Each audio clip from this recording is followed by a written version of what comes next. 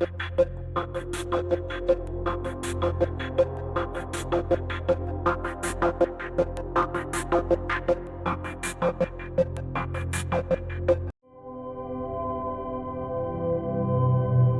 mentioning the names. Are you picturing them in your head? Last place you saw them? Is that what you're doing? Tina alive, Matt? Sarah's alive.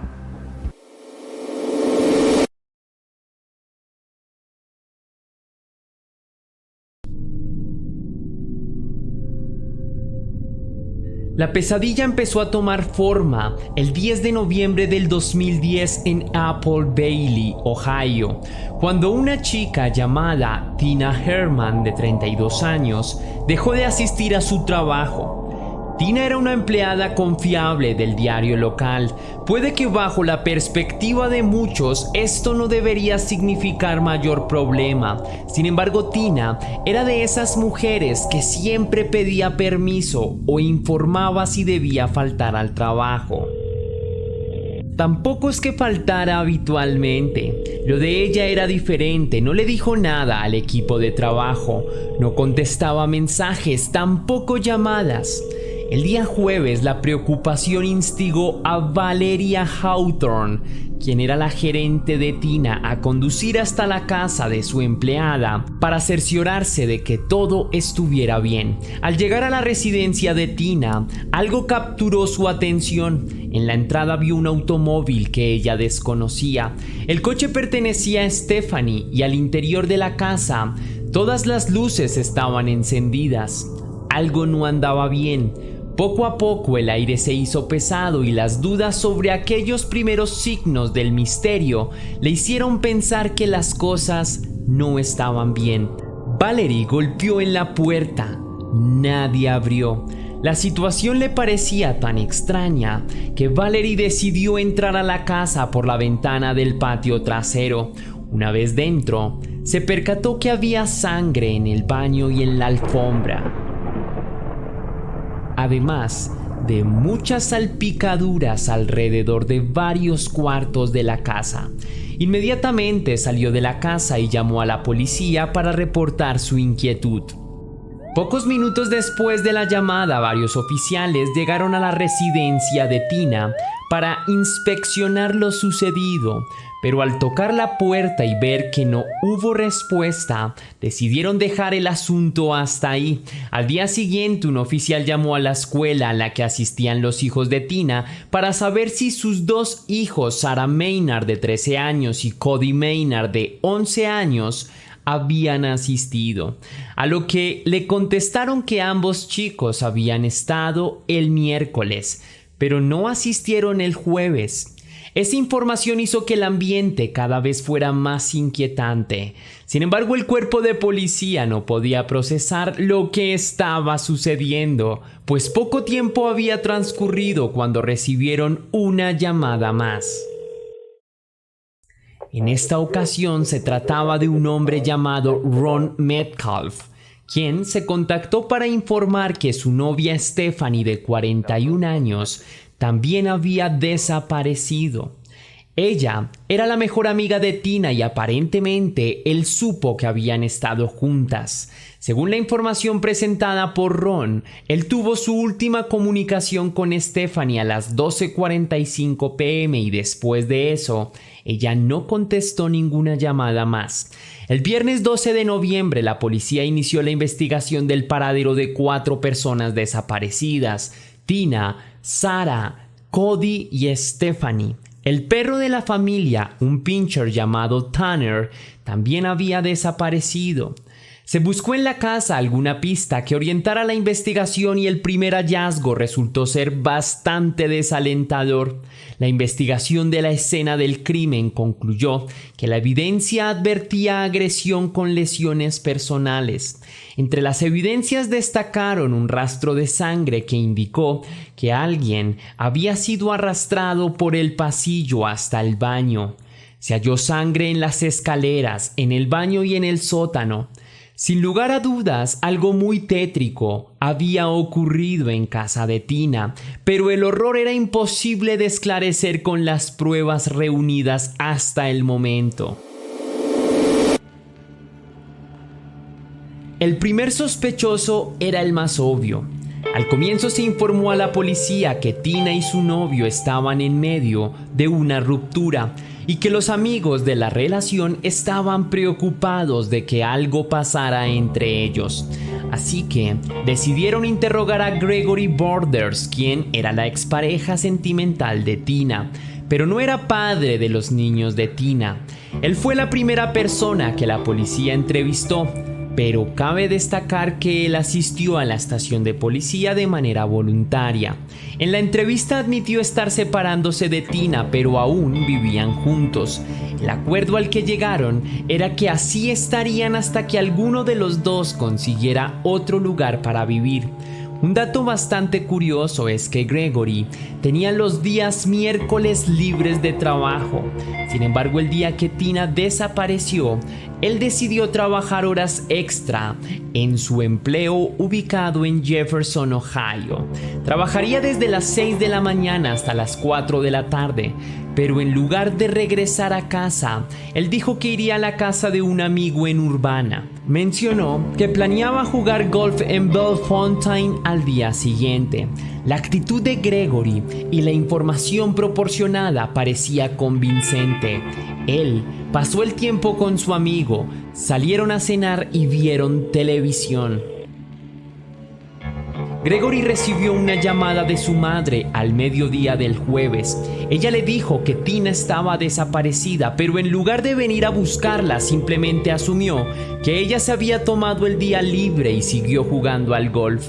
Sin embargo, Gregory sintió el peso de su equivocación al regresar a la casa que compartía con su expareja. Allí descubrió que ya había una investigación en curso para dar con el posible paradero de los desaparecidos.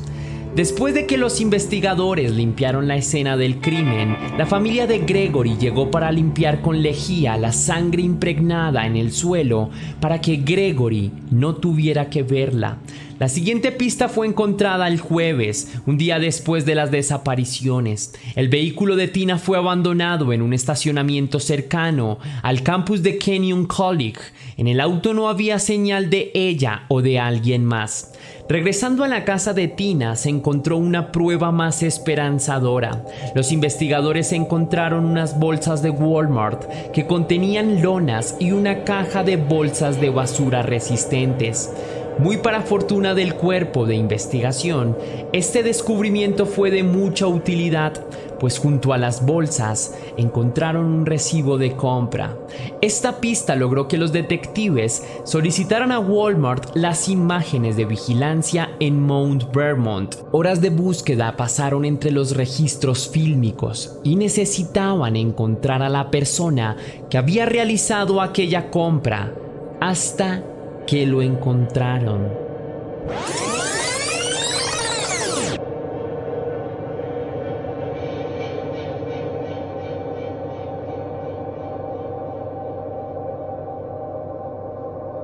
Y solo para comprobar que sí era él, los investigadores tenían una copia de la transacción realizada por aquel hombre.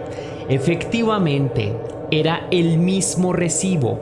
Ahora se sabía que se trataba de un hombre blanco que podía tener entre 25 a 40 años de edad, de cabello castaño, y ese día andaba en camisa y anteojos. El nuevo sospechoso fue captado saliendo de Walmart en una Toyota Yaris plateada y usando la Ohio Law Enforcement Gateway, una plataforma web con una variedad de herramientas de prevención e investigación criminal. Lograron coincidir el vehículo con la descripción del sospechoso. El sujeto era Matthew Hoffman, un hombre de 30 años. En una foto tomada 16 días antes del video en Walmart, vestía una camisa camuflada similar a la que aparece en el video. Ahora resultaba imprescindible hablar con el sospechoso. Curiosamente, en la búsqueda, los investigadores se percataron de que el señor Hoffman fue detenido en la oficina del alguacil del condado de Knox, cerca de donde se encontró la camioneta de Tina. Lo detuvieron y le preguntaron qué hacía en el área, pero no sospecharon nada y lo dejaron ir. La investigación logró demostrar que sobre Hoffman reposaban varios cargos de violencia doméstica. Al parecer, un mes antes de las desapariciones, Hoffman agredió a la novia con la que vivía, intentando estrangular a quien ahora es su exnovia. Se supo que Hoffman había sido despedido del trabajo de podador de árboles, aparentemente por incomodar a su supervisor. El equipo sabía que la residencia de Matthew Hoffman podría estar en dos posibles lugares, así que llamaron a su exnovia, quien les comentó que Hoffman ya no vivía en casa de su madre y que hacía meses no la visitaba. Esta información hizo que la policía supiera dónde buscar a Tina, Sarah, Cody y Stephanie. Una vez se obtuvieron las órdenes de registro, solo 3 días después de las desapariciones, un equipo SWAT llegó a la casa de Hoffman sin saber si él había secuestrado a las 4 personas. Decidieron ingresar sin avisar al sospechoso, forzaron la puerta con un ariete y luego arrojaron una granada de destello antes de entrar a la casa. Lo que allí encontraron fue más extraño de lo que se hubiesen imaginado.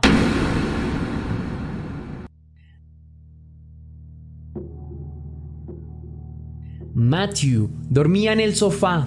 En principio intentó resistirse al no mostrar sus manos cuando le ordenaron que lo hiciera, pero la policía logró arrestarlo y sacarlo de la casa. Después los oficiales se dieron cuenta del misterioso lugar. El detalle más raro era que la casa estaba llena de hojas secas por todo el suelo. Esas hojas atiborran el lugar. El piso de la sala estaba cubierta por aquellas extrañas hojas de otoño. La primera preocupación de la policía era imaginar que todas esas hojas estaban allí para ocultar un cuerpo. Pero al buscar entre las hojas se llegó al alivio de que ese no era el caso. Las cosas en la casa de Hoffman se iban poniendo más y más extrañas. Había un montón de bolsas con hojas cubriendo cada pared del baño. En una de las habitaciones con llave, tuvieron que derribar la puerta para descubrir que allí parecía haber un cultivo de planta verde dentro de la misma habitación. En una nevera encontraron a 2 ardillas que estaban muertas junto a unas paletas rojas. Y el mayor descubrimiento se dio en el sótano. Un armario bloqueaba la entrada y cuando este fue retirado, descubrieron que allí abajo, en medio de la oscuridad, se encontraba la hija de Tina, Sarah Maynard.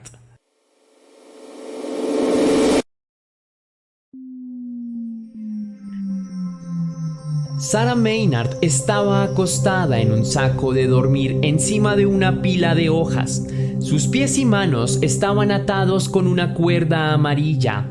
Hoffman le puso cinta adhesiva para inmovilizar aún más sus extremidades. En el sótano habían bolsas de basura llenas de hojas. Afortunadamente Sarah parecía estar ilesa, pero llevaba un pañal improvisado hecho con una bolsa plástica y estaba confundida.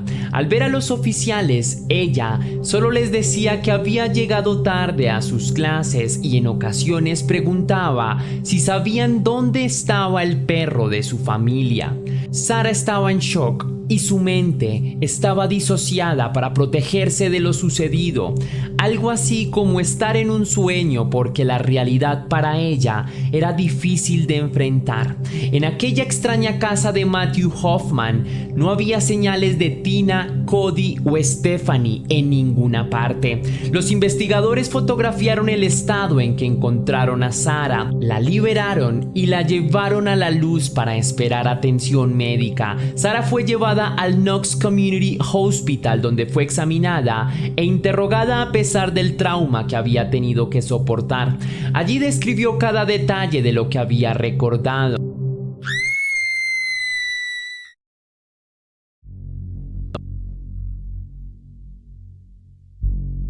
El día miércoles, Sarah Maynard, de 13 años de edad, regresaba del colegio con su hermano pequeño Cody. Para ella sería un día más. Esperaba saludar a su perro, a su madre, comer algo y descansar. Al cruzar la puerta sintió un inusual silencio. Se descalzó y cuando sus pies desnudos tocaron el suelo, sintió algo pegajoso debajo de ella. Al revisar, su corazón se heló al percatarse de que era un coágulo de sangre. Alarmada y asustada, dio un paso atrás para alejarse de la casa, tomando a su hermano y huyendo del peligro. Pero al dar la vuelta fue testigo de una escena más inquietante. Al mirar a su hermano, vio que los ojos de Cody no la estaban mirando a ella, sino que estaban enfocados en algo que estaba detrás de ella.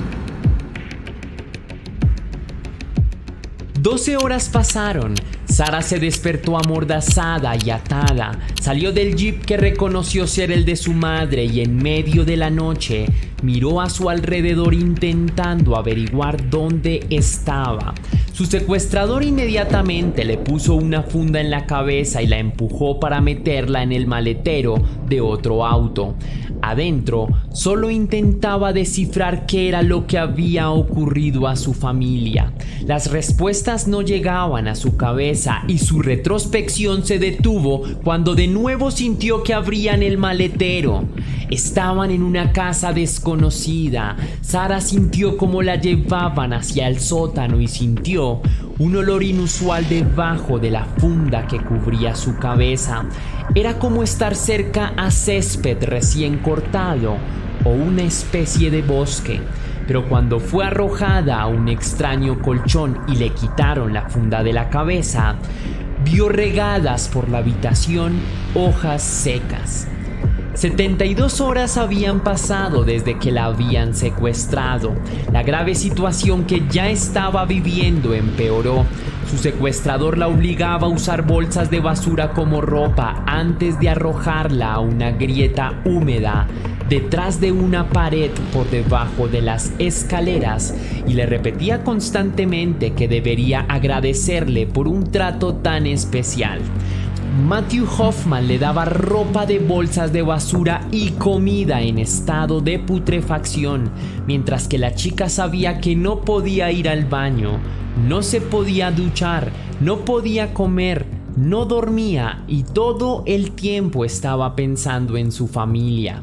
Matthew Hoffman bajaba a diario y abusaba de Sarah, pero la peor parte vino cuando ella logró recordar todo lo que había sucedido en su casa. Cuando su hermano Cody miraba fijamente al hombre que estaba detrás de ella, Sarah volteó y al ver la situación gritó a su hermano que huyera. Ella intentó correr al teléfono para llamar a la policía desde su habitación, pero el pánico la dejó en silencio cuando comenzó a escuchar gritos en el pasillo.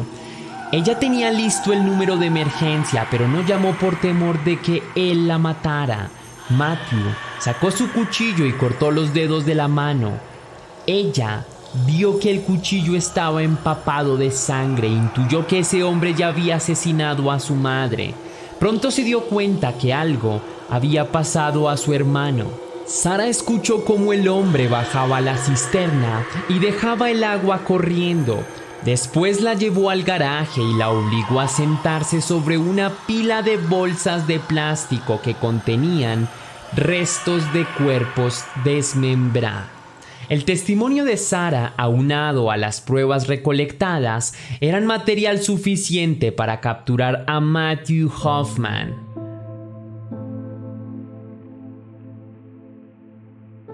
I'm mentioning the names. Are you picturing them in your head? Last place you saw them? Is that what you're doing? Tina alive, man? Sarah's alive.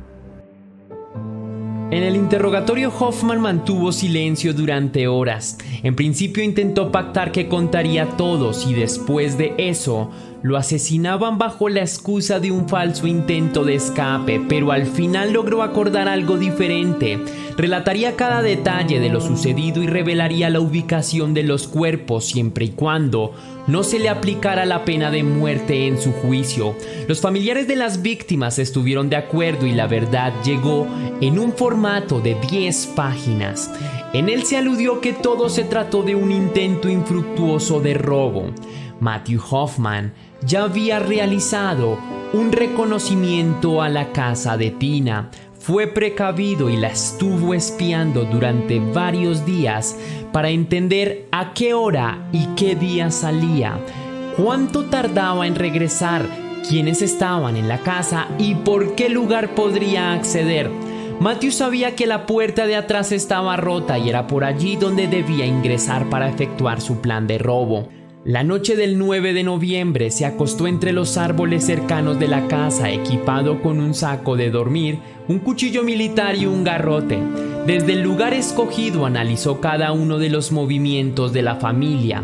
A la mañana siguiente, los hijos de Tina fueron a la escuela y horas después, ella salió de compras.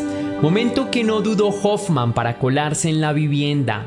Tina regresó antes de lo previsto y él seguía robando en la casa. Según el relato del delincuente, al ver cómo su plan se arruinaba, intentó noquear con el garrote a Tina, pero ella no perdió la conciencia y opuso resistencia. Al ver que todo su plan se salía de control, Hoffman tomó el cuchillo y la apuñaló hasta acabarla. También mató al perro de la familia, ya que estaba ladrando demasiado y temía que el can pudiese alertar a alguien que estuviese por la zona. Poco después, Stephanie, quien era amiga de Tina, llegó a la casa ya que se había comprometido a ayudar a Tina con la mudanza, pero fue recibida por Hoffman, quien, sorprendido por la presencia de la mujer, decide apuñalarla en varias ocasiones en el pecho. Cogió los cuerpos de las mujeres, los arrastró hasta la bañera y comenzó a dejarlos en partes, haciendo ruido y limpiando la sangre con el agua de la bañera. En la declaración, confiesa que se le ocurrió incendiar la casa para hacer arder cualquier cabo suelto, hasta que unos ruidos lo volvieron a alertar. Eran casi las 4 de la tarde. Se trataba de Sarah y Cody, quienes estaban regresando de la escuela. Hoffman los esperó en la sala para atacarlos por la espalda. Al verlos entrar, Hoffman atacó al niño de 11 años, a quien también le quitó la vida después de propinarle múltiples puñaladas, y a Sarah la persiguió a su habitación. Según su confesión, no pudo hacerle daño, así que decidió secuestrarla y encerrarla en su sótano. Luego de ello, regresó a la escena del crimen para terminar de cortar los cuerpos de Cody, Stephanie, Tina y la mascota de la familia. Salió de compras a Walmart para comprar las bolsas en las que echaría los restos de sus víctimas. Ya con los restos en bolsas, decidió llevarlos al norte del área boscosa de Apple Bailey, en donde introdujo los cuerpos en partes por la parte superior de un árbol, con el tronco hueco, ayudándose con varias sogas. Su última petición fue que por favor no dañaran tan excepcional árbol. Cuando la policía acudió al lugar, sintió incertidumbre. Resultaba un poco hilarante la declaración. Sin embargo, al abrir el árbol con motosierras, quedaron perplejos porque todo, absolutamente todo era cierto. Los policías derribaron el árbol, pues no querían que fuese un lugar que algunos curiosos visitaran. Los detalles impactaron y sembraron el horror dentro del estado.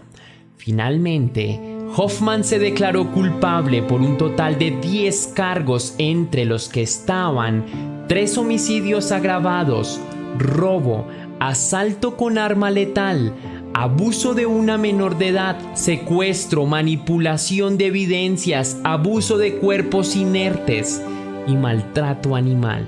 Por lo que el 6 de enero del 2011 fue sentenciado a cadena perpetua sin posibilidad de libertad condicional. Tiempo después de esto, Sarah se vio envuelta en un nuevo episodio de violencia. La madrastra de la niña y su pareja Larry a menudo abusaban físicamente de ella. Pero esta vez ella no permitiría que esto sucediese de nuevo. Ambos fueron demandados y no podrían tener contacto de nuevo con ella. Sarah escribió un libro sobre su experiencia titulado La chica entre las hojas y comenzó un fondo para defender a las víctimas de abuso con su abuela. Y también adoptó a Elsa, uno de los perros de la policía que participaron en su búsqueda.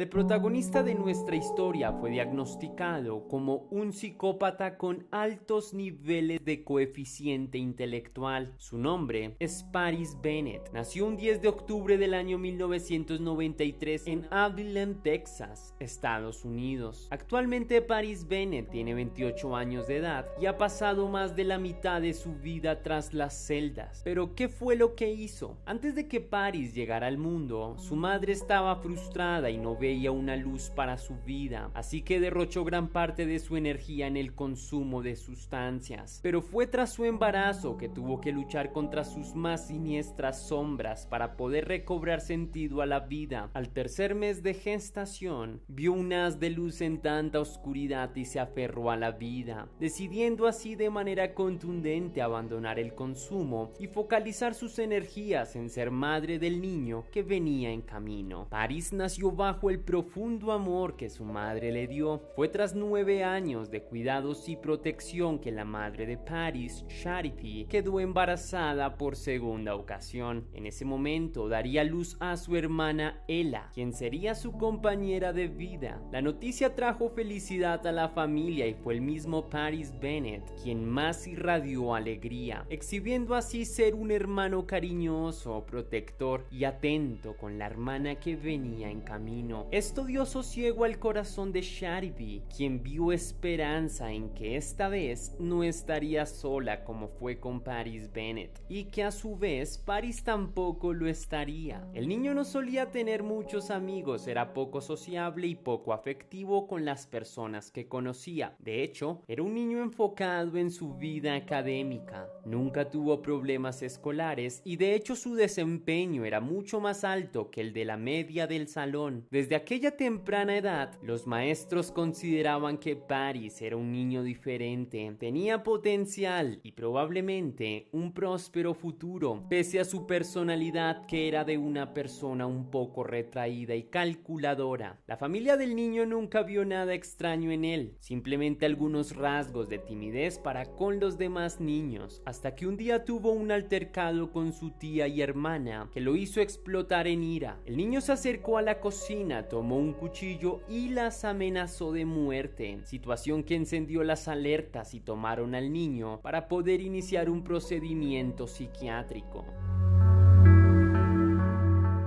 El psiquiatra realizó varias pruebas sobre el niño y este comentó a Charity que el niño tenía una grave anomalía en su comportamiento. Para el profesional era algo insólito que un niño tan pequeño estuviese presentando ideaciones homicidas, lo que le obligó a recomendarle a la madre llevar a su hijo a un tratamiento para sofocar aquellas ideas. Sin embargo, como muchas madres lo harían, Charity se toma a mal el diagnóstico ofrecido por el profesional y evade el consejo del psiquiatra. Sin embargo, aunque el comentario le resultó ofensivo, sí logró instalar en su mente la duda y creó así en Charity una desmesurada incertidumbre sobre lo que debería ser. Así que la ansiedad y el estrés vuelven a hacer frente en la vida de Charity. Y esto, sumado a que el padre de Ella la violentaba, le hacen recaer en un periodo de 6 meses de consumo de sustancias ilícitas, situación que detonó en casa la sociopatía en Paris, quien ya no ve en su madre una figura de protección y empieza a visualizar en ella a una mujer desagradable e intensifica aquellos pensamientos que ardían en su interior. Paris aloja en su corazón un profundo resentimiento hacia su madre que se traduce en acaloradas discusiones que ambos sostenían debido al temperamento descontrolado del niño, discusiones que empezaron a tratar en la cabeza del niño un sendero horroroso, un acto tan atroz que pudiese destruir psicológica y emocionalmente a su madre. Por un momento imaginemos qué pudo sentir Charity. Ocurrió un 5 de febrero del 2007. La madre de Paris Bennett y Ella estaba cumpliendo su turno de trabajo como mesera de un restaurante, un lugar dedicado a las alitas ubicado en Texas, en el que en ocasiones tiene que lidiar con clientes desagradables. Para esta fecha, Charity es una mujer joven de unos 34 años, desgastada de un largo turno en el restaurante, espera terminar pronto para ir a casa a ver a los niños. Ya es medianoche y mientras Charity limpia una de las mesas, ve a varios agentes de la policía ingresar al local, lo que la desconcentra y convoca su total atención. Los hombres solicitan hablar con ella. Un nudo se hace en la garganta de Charity y el corazón se recoge en su pecho hasta casi desaparecer, pues es allí que recibe la noticia que ninguna madre desearía escuchar. Su hija Ella, de 4 años, había sido herida de gravedad aquella noche. El corazón de Charity se rompe, sus mejillas se humedecen, cae sobre sus rodillas en estado de shock. Una rápida serie de pensamientos le abruman y generan una nube negra de confusión en su mente. La madre no logra entender cómo pudo suceder y teme escuchar lo que los agentes tienen por contarle. Recuerda el día brevemente. ¿Cómo pudo ser? La niña estaba bajo el cuidado de una niñera de aproximadamente 20 años y también estaba Paris, su hermano mayor. Lo que la levanta de la desesperación la estimula a abandonar por un momento el dolor para preguntar si él está bien. Pero es en ese momento en el que ella se encuentra con un muro más dentro de aquel laberinto de horror. Los agentes de policía le dicen a ella que se tranquilice, que al niño ya lo tienen. Con esa declaración ella temía lo peor. El tiempo se comprimió y su corazón se aplastó en el interior de su pecho. Todo ese momento tan angustiante me resulta complicado. Me hace pensar en la compleja posición de cómo ellos debían entregar la noticia. ¿Cómo puede alguien soltar una noticia tan dolorosa intentando mitigar el trauma? ¿Cómo harías si eres el portador de tan malas noticias para no distorsionar y quebrar la realidad de aquella mesera? Cuando la información que posee es una auténtica pesadilla. La responsabilidad de los policías era excesiva y quizá no encontraron la forma de hacer esto más fácil. El miedo invadió el sistema nervioso de Charity. Ella lo había entendido todo y con la dificultad que el momento planteaba, se recompuso como pudo y tras haber pisado el infierno, se levantó ya que sabía que sus hijos la necesitaban. El niño había sido arrestado y puesto en custodia por apuñalar en repetidas ocasiones a su hermana. La niña no sobrevivió y murió al no recibir la asistencia en el momento que la necesitaba. El crimen fue confesado por Paris Bennett ya de mayor. Se sabe que cuando era niño logró evadir a la niñera convenciéndola de irse antes, y fue después de esto que perpetró el brutal crimen. Hizo una llamada al número de servicio de emergencias, el 911, y durante la llamada él comentó a la operadora haber asesinado a una persona por accidente. Sin embargo, la destreza del servicio logró revelar información a lo largo de la duración de la llamada. llamada. La operadora fue quien escuchó la verdad sobre lo sucedido, pero la información adquirida estaba salpicada de adrenalina y pánico, insinuados por la voz angustiada del niño. A la operadora le costó procesar la información, pues al saber que estaba tratando con un niño, pensó que el infante podría estar exagerando los detalles, a lo que preguntó si la víctima aún respiraba, a lo que Paris contestó que no, y añadió que su hermana estaba sangrando por toda la cama a causa de las puñaladas que él mismo le había propinado. La operadora pregunta al niño por la ubicación de las heridas y este último contesta que se encuentran distribuidas en todo su cuerpo. Pienso que escuchar su voz es aproximarse a la angustia. El arrepentimiento post-ira es algo que en apariencia resulta genuino, pero según detalles revelados por él, es probable que todo esto fuese una actuación. Debo confesar que me impresiona la forma en la que el niño ha construido una historia irreal para jugar el papel de ser él una víctima más del delito cometido. Personalmente considero que este hecho demostró lo cruel y metódico que era Paris Bennett. I was hallucinating. You were hallucinating? Yes. I woke up and I thought she was a demon and I killed her. Now, what's your sister's name? Her name is Ella. Ella Bennett. How old is Ella? 4. She's 4 years old? How old are you? 13. Is she bleeding anywhere? Yes, she's bleeding all over the bed. Because I stabbed her. What did you stab her with? A knife. Okay, where'd you stab her? Lots of places.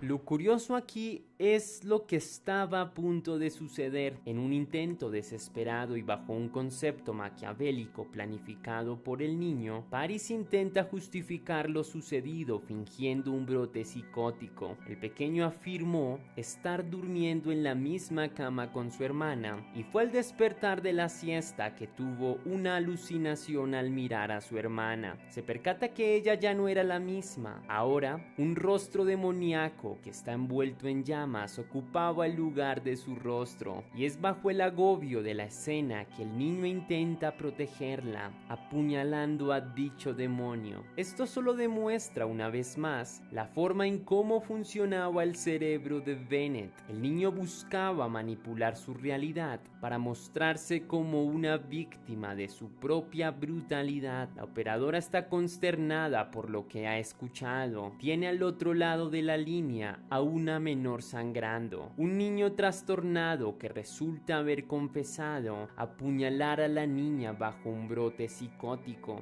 y que, en apariencia, estaba haciendo lo posible para regresar el tiempo y rescatarla. Así que, en un intento de mantener a la niña viva, la operadora recomienda a Paris Bennett practicarle un RCP, indicando que debía acostarla boca arriba y hacer compresiones torácicas. Le pide al niño que cuente en voz alta mientras practica 30 compresiones, cosa que el niño enseguida hizo, pero una vez más manipuló a la operadora. Chest.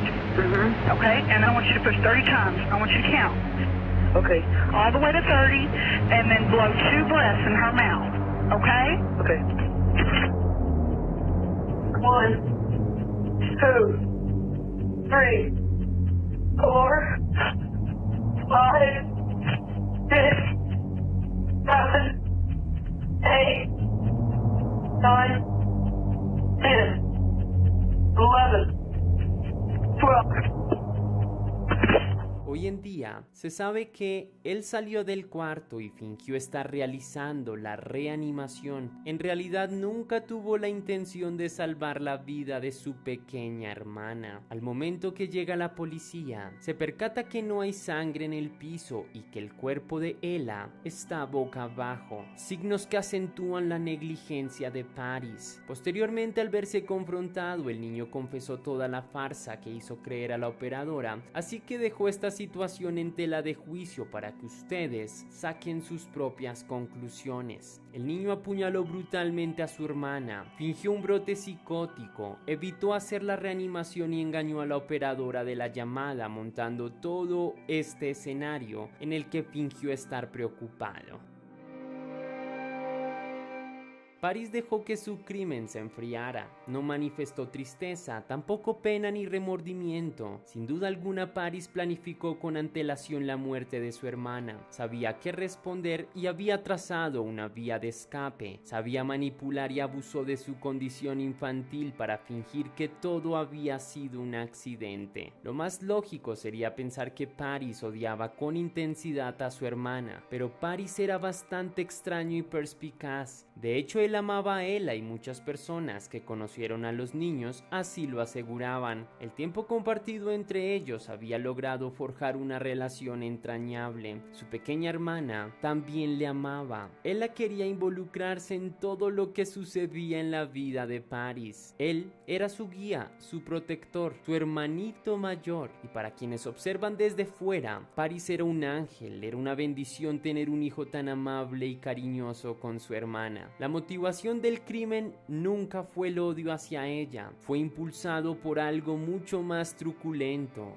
más macabro. Fue el deseo de lastimar a su madre de la forma en que sabía que podría destruirla. Y en la construcción de su plan, él era también un peón de aquel infecto propósito. El plan era arrebatarle la vida a su hermana y pisar la cárcel si se veía acordonado. De esta manera destroza la maternidad de Charity desde el corazón de la definición. Es decir, él robaría su maternidad, la dejaría sin hijos que cuidar. Todo lo confesó al ser capturado. Afirmó que su plan inicial era esperar la llegada de Charity del trabajo y en ese instante ejecutaría su plan. Primero pensó en asesinar a su propia madre, pero descartó el plan porque sabía que no sería nada fácil. La dificultad de asesinar a un adulto lo desanimó y fue que ideó un nuevo plan. No asesinaría su cuerpo, mataría su espíritu. Así que pensó, si acabo a mi madre y lo logro, el sufrimiento solo duraría unos pocos minutos. Quizá la tortura sería mucho más extensa si acabo con mi hermana. La intención era sencilla, abrir una herida que jamás, pero jamás pudiese cicatrizar.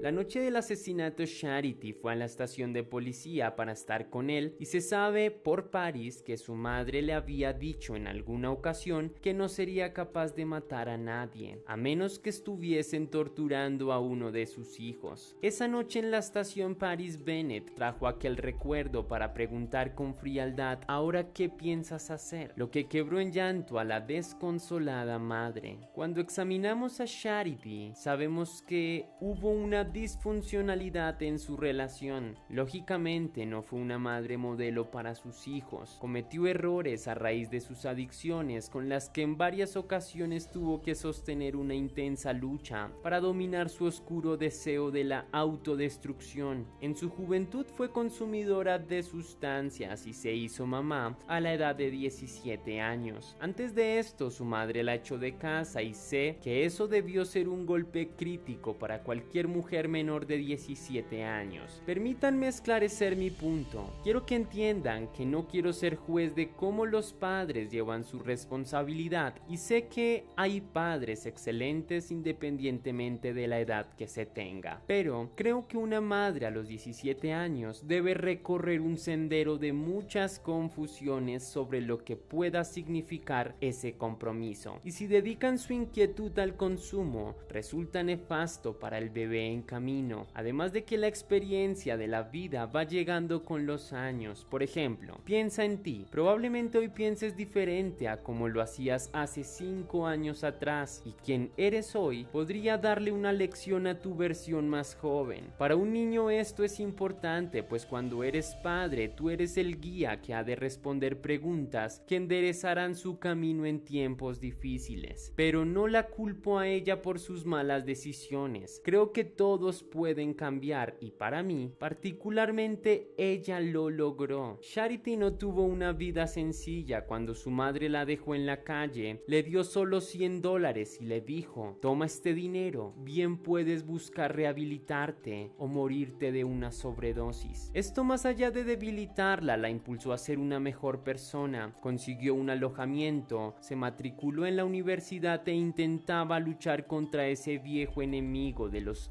estupefacientes. La lucha es difícil, la hacía sentir miserable y en algún punto de su vida resolvió en que si la infelicidad se mantenía durante un mes más, la única salida que tenía era poner un punto final a su vida. Pensamiento que resulta bastante desolador. El mes pasó, el tiempo la presionaba, pero un revelador descubrimiento le hizo desistir de esa atroz idea. Charity quedó embarazada a sus 18 años y fue así como Paris se había vuelto el motivo para vivir la vida. Esto invocó en su interior un amor exagerado. La idea de muerte se había evaporado y Charity reconoció que Paris Bennett salvó su vida, irónicamente para intentar destruirla 13 años después. Charity no mantuvo la relación con el padre de Paris. Aquel hombre estaba enfermo, padecía de esquizofrenia, experimentaba alucinaciones auditivas y visuales, así que antes del nacimiento de Paris, ella evitó el consumo de sustancias, restricción que mantuvo por más de una década. Charity estaba logrando reajustar su vida y fue que conoció a Jonathan Smith en Alabama, con quien tuvo a su segunda hija, Ella. Obviamente Charity, al haber sido madre soltera, tenía una especial devoción y afinidad con sus hijos, pero el padre de ella tenía serios problemas con la bebida, lo que quebró el sueño de ser una familia completa y armoniosa. El problema de alcohol del señor Smith lo hizo violento y puso sobre la cuerda floja la limpieza de Charity. Ella tomó coraje y terminó un ciclo de violencia doméstica después de una agresión que Jonathan efectuó sobre un oficial de policía. Charity evidentemente sufrió de varios traumas y terminó recayendo en el consumo de sustancias ilícitas cuando Paris tenía 12 años y Ella 3 años. Todos sabemos que un niño que tiene por padre a un dependiente de los estupefacientes corre el riesgo de sufrir un colapso emocional, atravesando emociones como la rabia, la confusión, el temor y definitivamente el resentimiento. Situación que vivió Paris. La recaída de su madre no fue larga, duró 6 meses, pero durante esa época el niño tuvo que asumir la protección y el cuidado de su hermana menor. Charity interpretó aquel episodio como unos 6 meses importantes dentro de su vida. En ellos admiró profundamente a su hijo y su tenacidad, pero la culpa de su error conspiró en su contra durante muchas largas noches. Sabía que su equivocación tuvo algún impacto sobre Paris y desearía poder revertir el tiempo para no ser tan débil. Creo que podemos entender un poco sin justificar la conducta de Charity. En el fondo ella no deseaba recaer, mucho menos hacerlo frente a sus hijos, y aunque estaba mal, fue vulnerable. Creo que muchos conocemos casos de niños que han tenido que estar expuestos a ambientes de dependencia, bien sea en espacios de consumo de sustancias ilegales o peor aún, sustancias que terminan con la vida inminentemente. Quizá algunos de ustedes lo vivieron, pero crecieron siendo personas buenas, sin ideas de ir por el camino criminal. Pero a Charity le tocó recibir el peso de su error y asumir que no había criado a sus hijos con el amor que ellos merecían. Tuvo que sentir parte de la culpa del delito. Creo que no era una santa. Comparto que hizo mal con su actitud, pero no creo justo sentir tal grado de responsabilidad, ya que Paris es un psicópata, narcisista capaz de moldear la realidad a su antojo. Sabe mentir, sabe manipular y sabe confundir. Si los sucesos no hubiesen sido como fueron, Paris probablemente desquitaría su ira ciega contra alguien en su madurez o hubiese realizado su atroz plan justificando bajo otra excusa diferente a la del consumo. Él, psicológicamente hablando, nació con la semilla del rencor. Era un psicópata en potencia, y si revisas sus entrevistas verás la inexistente culpa que pone sobre la mesa. You were your mother.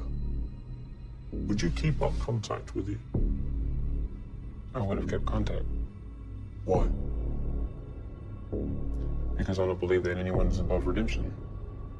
If I ever get out of prison and have a child and someone murders my child, I will talk to the person who murdered that child. I will give him help. I will at least give him a chance.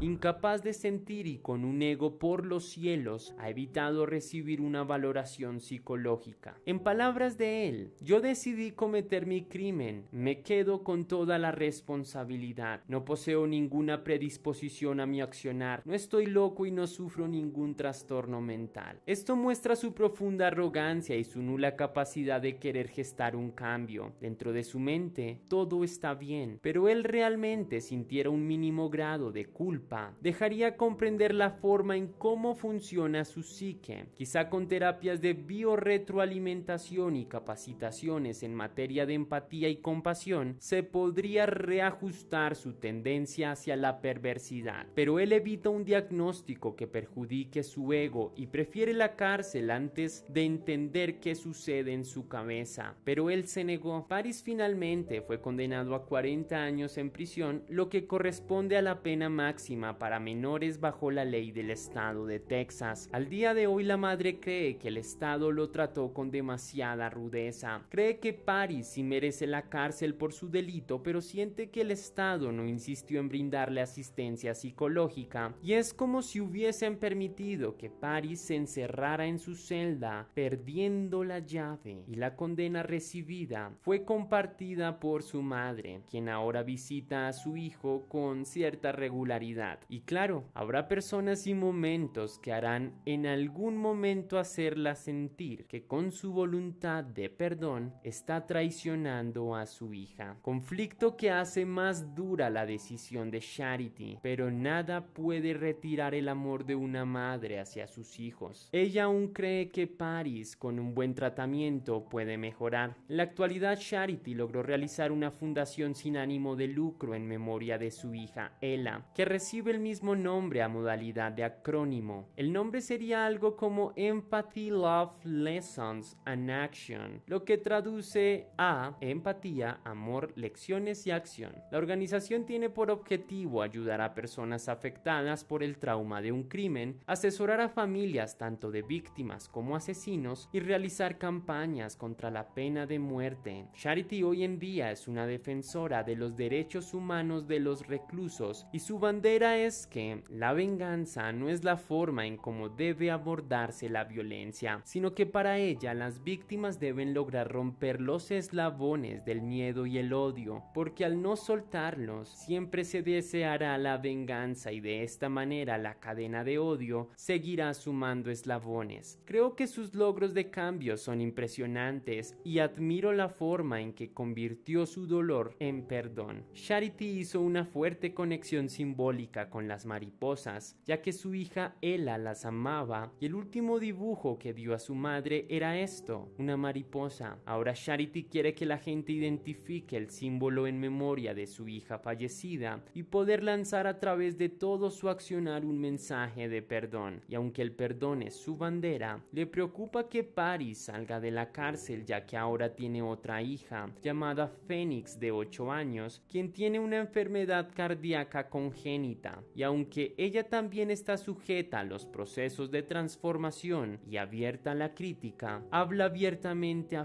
Phoenix de Paris por dos motivos: para que Phoenix sepa que tiene un hermano aunque no pueda acercarse a ella, y para que entienda el significado del perdón.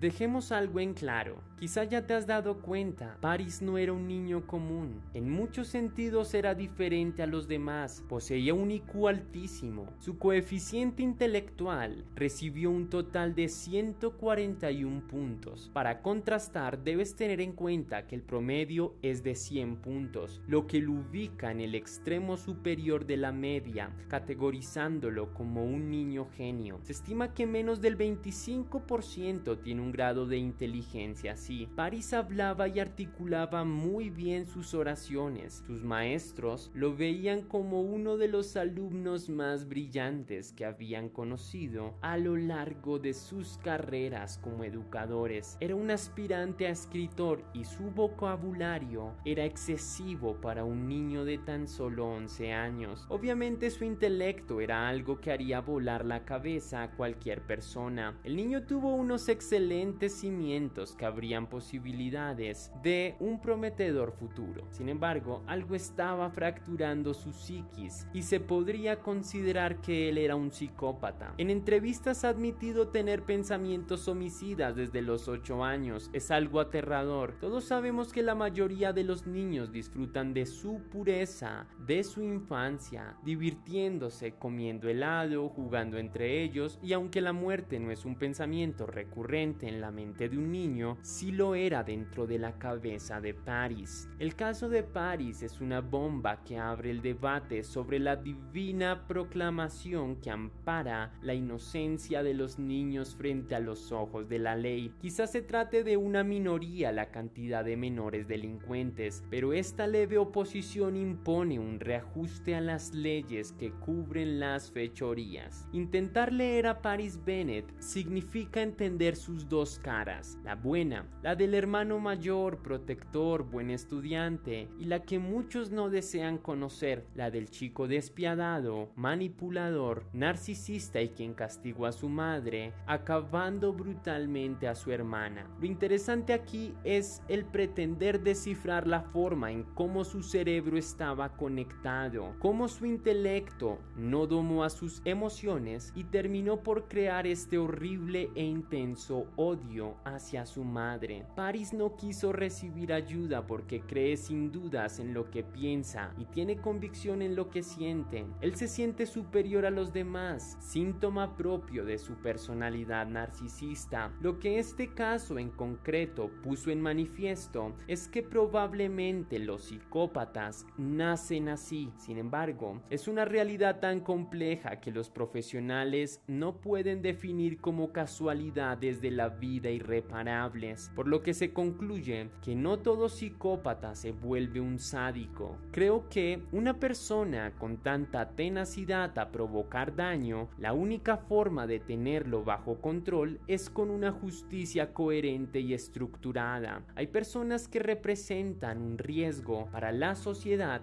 y deben permanecer encerradas, y por parte de Charity sé que no fue la madre modelo, pero difícilmente alguien podría hacerlo. Todos cometemos errores y merecemos la oportunidad de poder enderezar nuestro camino. Ella lo logró y en la actualidad aporta mucho a una sociedad en transformación.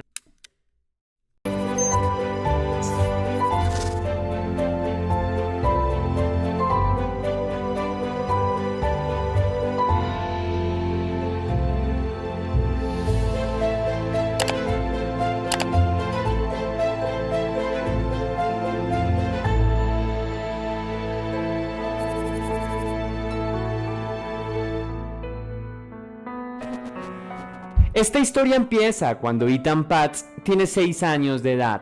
El pequeño había nacido en el seno de una familia de clase media trabajadora y era el mediano de 3 hermanos. Su madre se encargaba de cuidar a los pequeños mientras que su padre se dedicaba de lleno a la fotografía.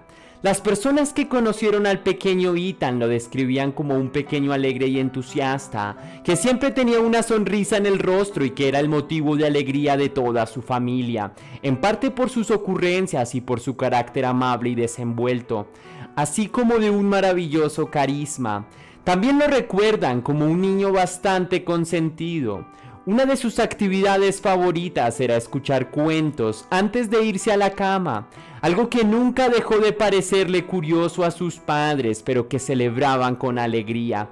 En el año 1979, cuando Ethan estaba cursando apenas su primer curso en la escuela y de un tiempo para atrás, venía insistiéndole a sus padres con una extraña ocurrencia. Quería caminar solo de la casa hasta la parada del bus. En un principio, los padres solo habían pensado que era una ocurrencia cualquiera y que tal vez con el paso de los días lo olvidaría. No obstante, el pequeño cada día volvía a hacerle a sus padres exactamente el mismo pedido. El pequeño decía que ya tenía la edad y que quería ser independiente. Ethan insistió durante tanto tiempo que finalmente sus padres terminaron accediendo. Era el viernes 25 de mayo de 1979. Esa mañana, bañada por un velo de neblina, nunca se le olvidaría en la vida a Julie Paz, la madre del pequeño Ethan Paz. La decisión había sido tomada el día anterior. Ese sería el primer día que Ethan caminaría solo hasta el paradero del bus.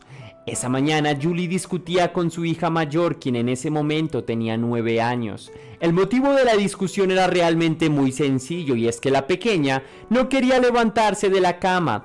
A la par que Julie discutía con su hija mayor, también se hacía cargo de la menor, quien tenía tan solo 2 años en ese momento. Mientras hacía estas tareas en simultáneo, también hablaba con Ethan y le advertía acerca de todos los cuidados que debía tener de camino a la parada del bus. El pequeño se mostraba tranquilo y muy confiado. En un momento le había dicho a su madre: "Estoy ok, mamá, puedo hacerlo solo". Julie pensó que eran solo 2 cuadras y que en ese trayecto nada podría suceder. Finalmente el momento llegó. Julie se acercó a su hijo y le entregó $1 para que gastara en algo en el trayecto del día. Abrazó a su hijo y lo acompañó hasta la puerta de la casa, y desde ahí se quedó parada observándolo y viendo cómo su pequeño se alejaba llevando sus pantalones azules y su lonchera de pequeños elefantes. El camino era menos de 200 metros y su madre vio cómo el pequeño caminó hasta que se perdió de vista. Incluso, aunque ya no lo veía, Julie se quedó durante un rato en la puerta y finalmente entró de nuevo a la casa y continuó con su jornada, confiada de que su pequeño había abordado el autobús escolar.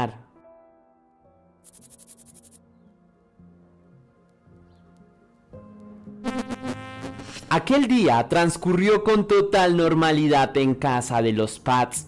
Julie cumplía con las labores del hogar cuidando a sus 2 hijas y su esposo pasó todo el día laborando. En ningún momento a Julie se le ocurrió la posibilidad de que su hijo no hubiese abordado el autobús. Todo estaba tan tranquilo, tan normalmente cotidiano, que esta idea no le atravesó ni por un segundo la cabeza. O al menos así había sido hasta que pasaron 8 horas desde la partida de Ethan y el pequeño no había regresado. La preocupación de Julie y su esposo empezó a crecer drásticamente. Se preguntaban qué podía haber pasado con el pequeño y la intranquilidad los llevó inmediatamente a tomar medidas.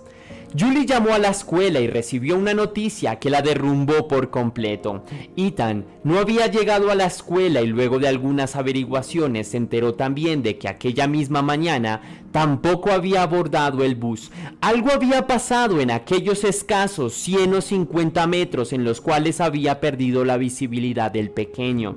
Al enterarse de esta terrible noticia, Julie trató de comunicarse con su esposo, pero en aquel mismo momento se encontraba en una sesión de fotos y no pudo atender de manera inmediata a la llamada, sino hasta después de un rato. Del otro lado, escuchó a su esposa totalmente devastada, informándole lo que había sucedido. Julie no hizo esperar la denuncia de desaparición de su hijo, llamó a las autoridades y en un instante el sector de Soho, ubicado en Manhattan, estaba siendo barrido por 100 policías, acompañados de perros especializados en la búsqueda de personas desaparecidas. También por todo el sector sobrevolaban los helicópteros que buscaban por cielo y tierra señales del pequeño. Desde ese día y durante varias semanas en la casa de los Paz entraban y salían policías, periodistas y voluntarios que trataban desesperadamente de encontrar señales que les ayudaran a dar con el paradero del pequeño. Julie decía en medios que si alguien había secuestrado a su hijo, lo único que le pedía es que lo tratara bien y se lo devolviera sano y salvo. Además decía que nunca le desearía mal, que lo único que quería era volver a ver a su hijo sano y salvo. La repercusión periodística y en medios de este caso fue absolutamente masiva. No había una sola parada de bus en todos los Estados Unidos en donde no hubiese una foto de Ethan. No había un solo medio de comunicación que no hablara del caso. Tampoco había una sola familia en la cual no se hablara del caso y del por qué los padres del pequeño lo habían dejado salir solo aquella mañana. El impacto de la desaparición de Ethan fue tan grande que se tomaron medidas absolutamente desesperadas. Por primera vez en la historia de los Estados Unidos, se logró que el rostro del niño fuera impreso en uno de los productos más comprados de todo el país. en la caja de leche. Todos los días Julie y su esposo veían el rostro sonriente de su hijo impreso en el cartón de leche, ansiando que llegara una llamada, una señal, o que simplemente el pequeño apareciera un buen día diciendo que se había extraviado. Desafortunadamente los Pats tuvieron que cargar a cuestas con esta tragedia durante muy largos años, y a esto se sumaba una sensación inquietante, y es que las autoridades no habían logrado perfilar ni siquiera un potencial sospechoso del secuestro o del asesinato del pequeño. No se habían encontrado rastros de él. Parece como si de Ethan lo único que hubiese quedado fueran las fotos impresas en los carteles y las paradas de bus. Aquel rostro sonriente durante tanto tiempo impreso en los cartones de leche. Pero de su presencia física no quedaba mucho más que el recuerdo al que sus padres se aferraban.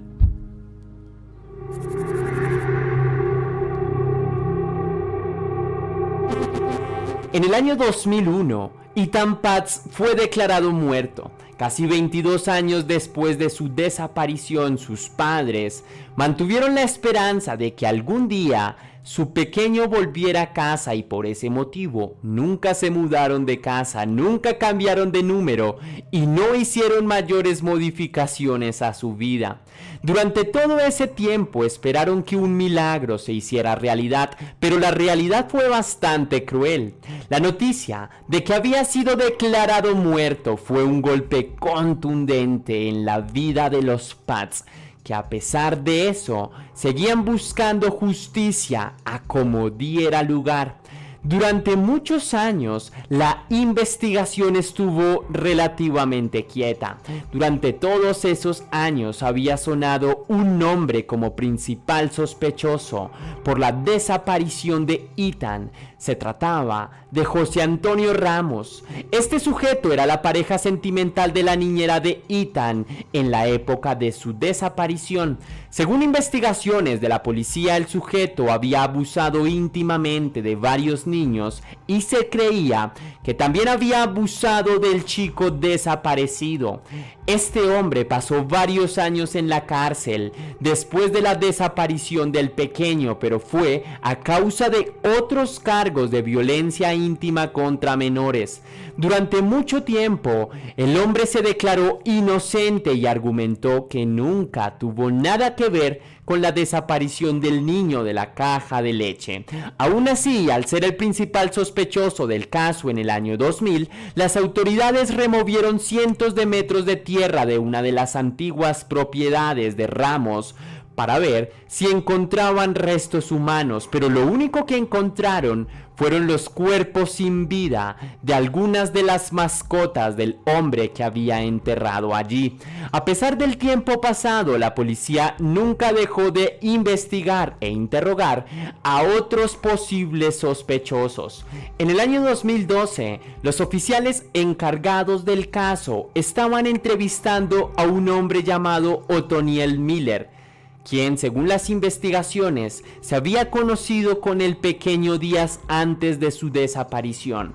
En aquel mismo momento, los oficiales recibieron una llamada que dio un vuelco completo a la investigación.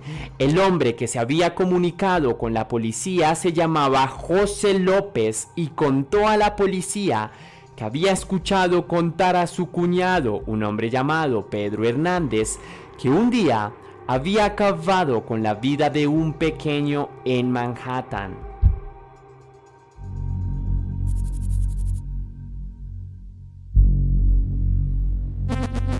Luego de la llamada, lo más sencillo fue ubicar al sujeto llamado Pedro Hernández. Luego de ser capturado, el hombre fue sometido a un extenso interrogatorio que tomó más de 6 horas y media. Pero lo más impresionante fue lo que el hombre confesó. Muchas veces a lo largo de su vida, Hernández había contado la historia de cómo había acabado con la vida de un niño en Manhattan. Lo había hecho frente a su culto religioso, pidiendo perdón y de rodillas. Lo había hecho frente a su expareja y frente a muchos otros amigos. Varias personas habían tratado de identificar al pequeño, pero nunca lo habrían logrado. No era sino hasta ahora, casi 33 años después del crimen, que la verdad salió a la luz. Hernández dijo que durante el año 1979 trabajaba en Soho, Manhattan, en un pequeño almacén ubicado cerca a la parada del autobús escolar. El local estaba ubicado en la esquina de Prince en West Broadway. El hombre dijo que ese día de mayo, que no recordaba muy bien la fecha exacta, había visto a un pequeño rubio de no más de 6 o 7 años caminando solo. El hombre convenció al pequeño de entrar en el almacén ofreciéndole una bebida y luego de un rato el pequeño había accedido. Una vez que el hombre estuvo dentro del local con el pequeño, lo llevó hasta el sótano y una vez allí lo asfixió hasta dejarlo inconsciente. Después de esto, Hernández metió al pequeño, todavía con vida, a una bolsa que luego metió durante un tiempo en un congelador y finalmente, ya con el cuerpo sin vida, lo arrojó a un basurero a un par de cuadras de donde estaba ubicado el almacén. El relato fue estremecedor y muy vívido, pero todavía quedaban algunas dudas. Primero, el hombre tuvo que hacer el reconocimiento del pequeño, en el cual identificó al pequeño Ethan de manera casi inmediata. Pero además de esto brindó otro dato que ninguna otra persona que no hubiese estado estrechamente relacionado con aquel lugar hubiese podido dar. Cuando se llevó al hombre a realizar el reconocimiento de la escena del crimen, dijo no reconocer una puerta que había en el lugar. Los detectives consiguieron planos del lugar durante la época del asesinato y efectivamente esa puerta en aquella época no estaba. No cabía absolutamente ninguna duda. Pedro Hernández fue el asesino de Ethan Paz. Después de tantos años, finalmente se haría justicia.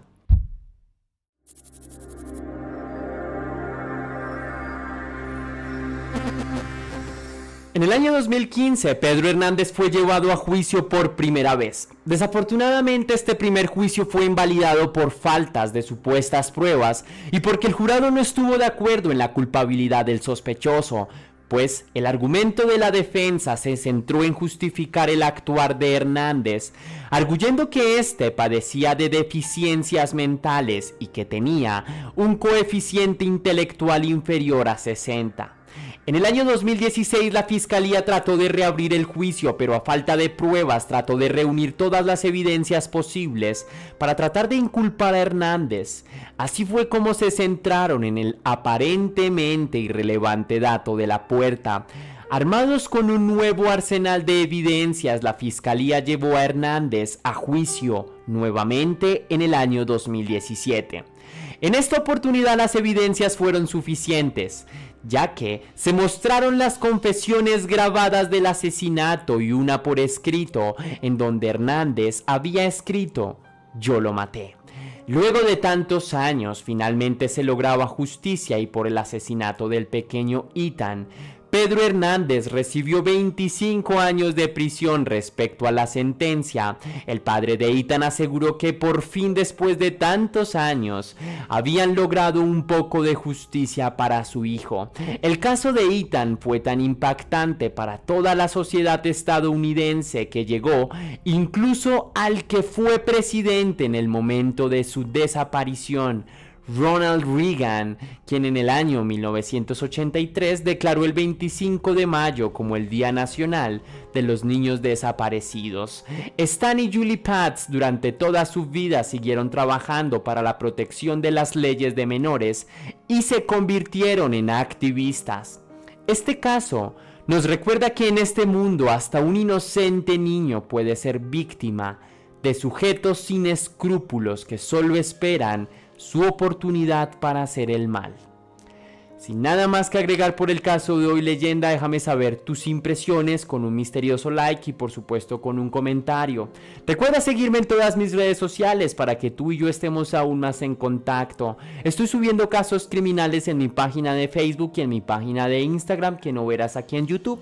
así que si te interesa y apoyas mi trabajo, por favor ve a seguirme. Si quieres hacer una pequeña donación para la producción de Test Misterios, estaré enormemente agradecido. Puedes hacerlo con el botón de super gracias que se ubica allí abajo justo al lado del botón compartir, o también lo puedes hacer con el botón de PayPal que tienes el link en la descripción y en el comentario fijado. Si lo haces de cualquiera de estas dos maneras, recibirás un agradecimiento personalizado y un saludo de mi parte para un próximo vídeo. Ahora sí, sin más que añadir por hoy, mi querida leyenda, recuerda que misterios somos, que las dudas nos acompañan y que tú y yo nos veremos en un próximo caso.